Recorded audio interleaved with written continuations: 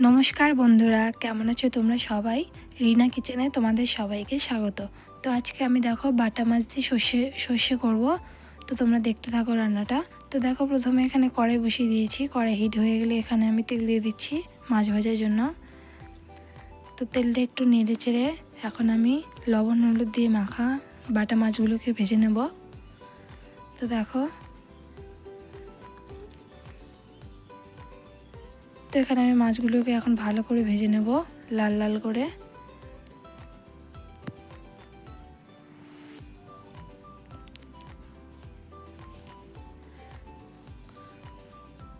তারপরে এখানে একটু উল্টে দিচ্ছি মাছগুলো।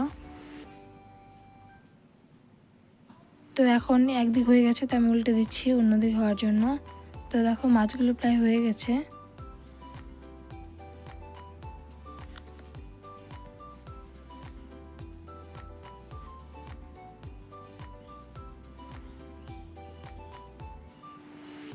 তো এখন মাছগুলোকে আমি তুলে নেব, যেহেতু মাছগুলো ভাজা হয়ে গেছে।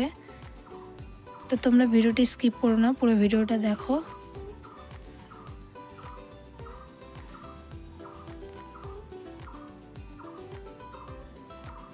তো তারপর এখানে মাছগুলো এখন তুলে নিচ্ছে। তারপর এখানে দিয়ে দেবো সামান্য পরিমাণে জিরে, দুটো তেজপাতা, আর দিয়ে দেবো শুকনো লঙ্কা ফোড়নের জন্য।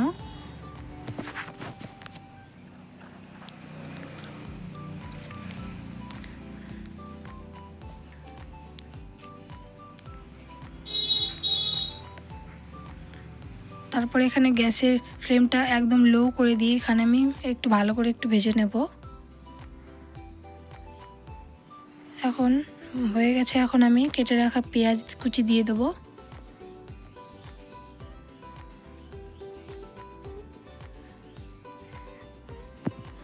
তো পেঁয়াজগুলো এখন ভালো করে একটু লাল লাল করে আমি একটু সামান্য 2-1 মিনিট ভেজে নেব ভালো করে।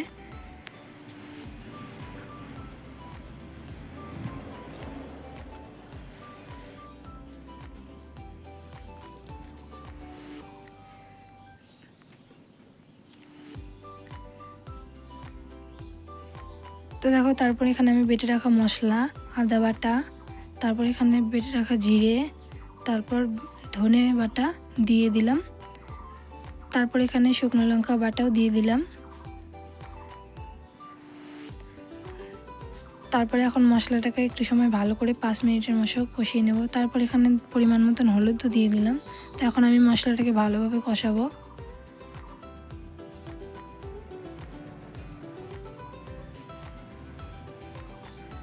তো মশলাগুলো ভালো করে একটু কষাতে হবে যতক্ষণ না মশলা থেকে তেল ছাড়ছে। তো তারপর এখানে পরিমাণ মতন লবণ দিয়ে দেবো।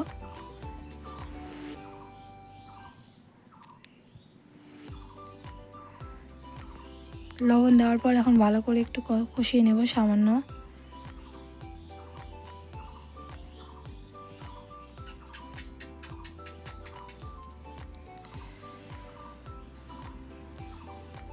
তো দেখো মশলা কষানো প্রায় হয়ে গেছে। তো এখন আমি ঝোলের জন্য জল দিয়ে দেব।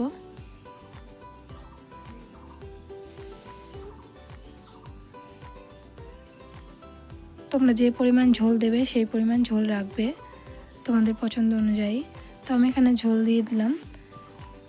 তারপর এখানে দেখো ভেজে রাখা মাছগুলোকে দিয়ে দেবো।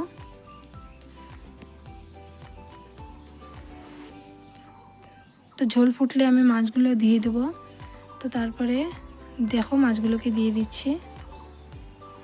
তোমরা একদম সিম্পলভাবে বাড়িতে রান্না করে খেতে পারো বন্ধুরা, খুব ভালো লাগে, বেশি ঝামেলা ছাড়াই সহজেই রান্না হয়ে যায়। তো দেখো এখন আমি ভালো করে একটু নেড়ে চেড়ে এখানে আমি দেখো গরম মশলা দিয়ে দেবো। তো আমি এখানে সানরাইজের গরম মশলা দেবো, মিট মশলা। তারপর এখানে দেখো আমি সর্ষে দিয়ে দিচ্ছি, বেটে রাখা সর্ষে নামানোর আগে। তো এগুলো সর্ষে দিয়ে একটু সময় নেড়ে চেড়ে দেখো এখানে আমি মিট মশলা দিয়ে দেবো সানরাইজের। তোমরা চাইলে গরম মশলাও দিতে পারো।